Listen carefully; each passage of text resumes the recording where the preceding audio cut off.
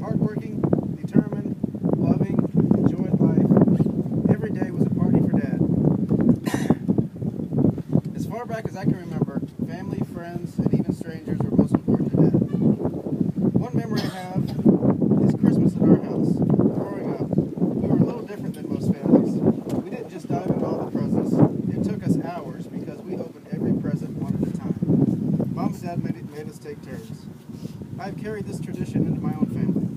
Mom worked at the police station as a dispatcher, and Dad towed in the cars after DUIs and accidents. So our house always had a lot of people stopping by. We definitely had the room for many. I remember our kitchen table. It was 14 feet long. It had carpeted benches on either side. It would seat 16 to 18 people. Dad's hunting, fishing, drinking, and police buddies were always stopping by. We hosted the annual end of summer blowout party every year, which included kegs of beer, live band, a couple of roasted hogs that we raised ourselves. I remember us kids waking up the next morning and headed out to see the aftermath of what looked like Woodstock.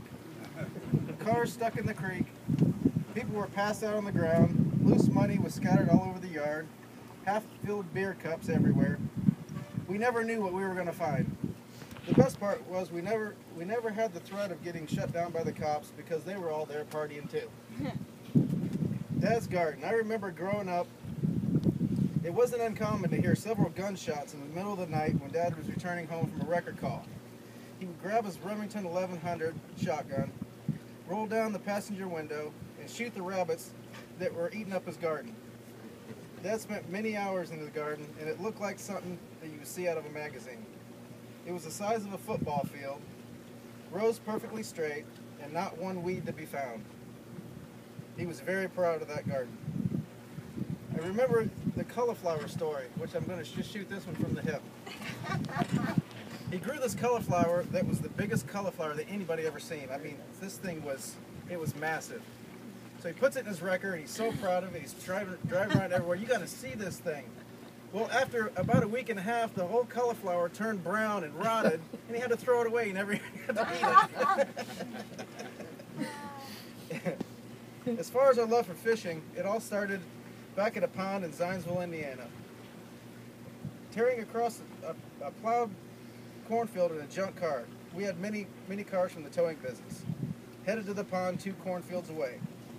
If you've never driven across a plowed field at 20 to 25 miles an hour, it is an experience that you will never forget. We would spend hours at the pond catching bluegill and bass until the sun was setting. Then we headed home to clean the fish. That wasn't the fun part, but it had to be done. This reminds me of another story, Lake Monroe. Dad would take the boys, me and Nick and Uncle Lonnie camping to Lake Monroe for the weekend. We made this trip hundreds of times. It was always great, nothing but eating, sleeping, fishing, and more fishing. Until one trip in particular, I remember, we wanted to take some pictures of our catch for bragging rights. After convincing Mom to let us use her brand new Polaroid one-step camera, we were off. We packed it as if it was a fine piece of china. Mom made us promise on our life that nothing would happen to that camera. One day, Dad was taking a nap in the tent. Nick noticed our fire was down to coals, so he had a great idea. Let's throw a little gas from our gas can that we use for the boat on the red-hot coals. Instantly, the coals ignited and the fire traveled up the stream of gas right back to the can. Then Nick threw the can down, it was engulfed in flames, and you'll never guess where it landed. Right on Mom's camera. The fire continued to spread throughout the campsite, burning our gear, our eating utensils, all of our paper plates. Our clothes were hanging in the trees. They all caught on fire and burned up. It was a disaster. After getting buckets of water to put the fire out, we found the remnants of Mom's camera. It was melted down into a puddle of plastic. Dad worked hard and played hard. My memories of racing demolition derby were a blast. He searched all year for the perfect car, willing to pay several $100s for it. And again, Dad's cars were all custom painted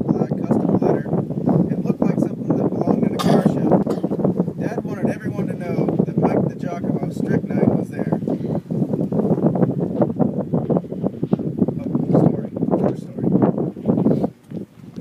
All these cop buddies, they said, man, that looks like a lot of fun. We'd like to do that too. So we said, yeah, I'll make you guys some cars. So there was like four cop buddies that wanted to race.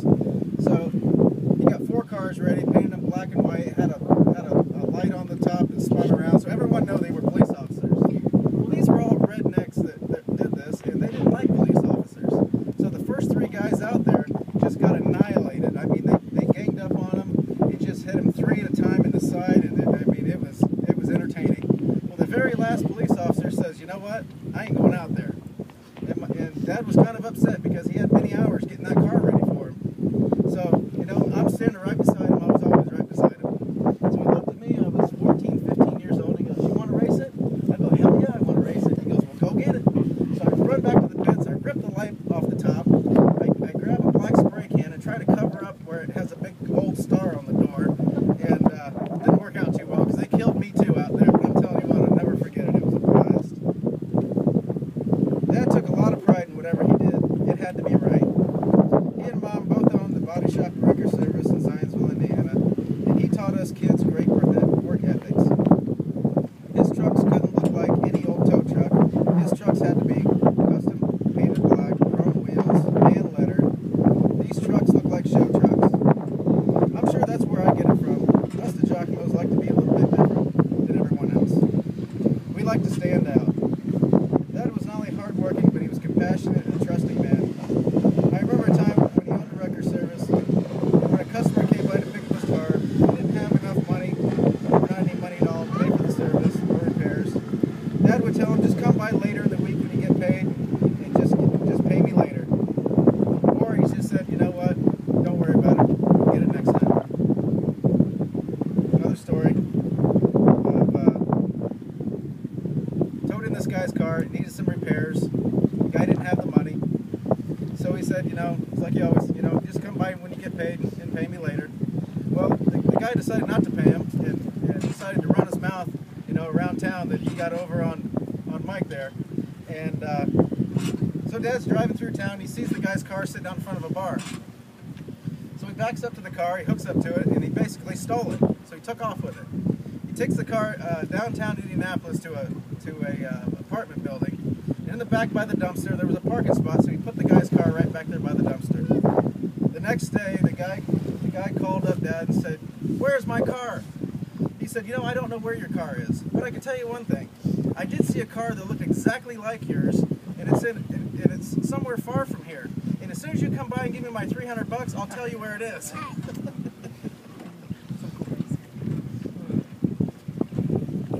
As far back as I can remember, when I heard Dad's truck start, I run out, hop in the passenger seat to go along. Dad would never tell me no. All the experiences of being out there with Dad in the wrecker, rescuing cars in 3 feet of snow, down in ditches, stalled, or involved in a serious accident was something I'll never forget. Back then it was cars and wreckers. Later Dad fulfilled his dream of becoming a licensed charter boat captain and lived here in Florida. Not long after that, Dad met Mary, and she joined him on this new adventure. Together they fulfilled many people's dreams of catching big fish offshore. I worked for Dad and Mary on the boat, and I could tell you stories until the sun goes down. From breaking the bow pulpit off while trading for shrimp beer. While the shrimp boats had been away from home for far too long, to running over the anchor line and getting caught in the props, being out in some of the nastiest weather you've ever seen. Again, it was always an adventure with Dad. He definitely wasn't the type of dad to sit home and watch golf on TV. He was always including us kids in another one of his adventures. I'm so thankful Dad took the time to teach me his trade because it is how I support my family today. Dad taught all of us many things and would do anything for any one of us kids. And finally, I hold close to my heart the time Dad witnessed the birth of my son Anthony. Dad was with us in the hospital waiting room, anxiously waiting to see if I got my boy.